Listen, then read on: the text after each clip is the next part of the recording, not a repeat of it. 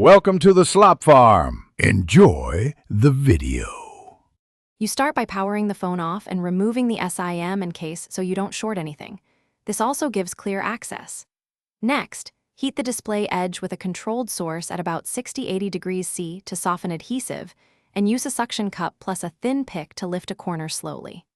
As you pry, keep screws and brackets organized.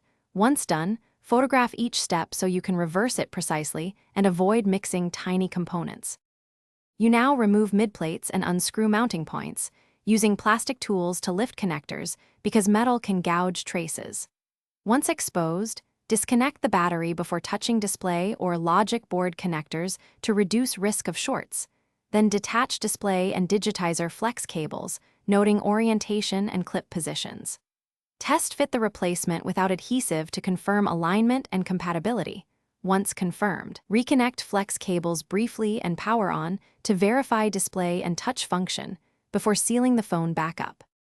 You finish by applying fresh adhesive or approved glue, aligning the display carefully and pressing edges in stages to ensure even contact. Then reinstall midplates and torque screws to spec.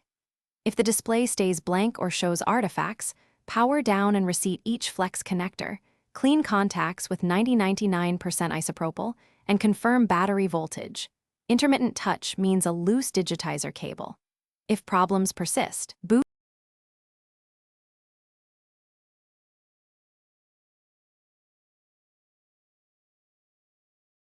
Thanks for watching.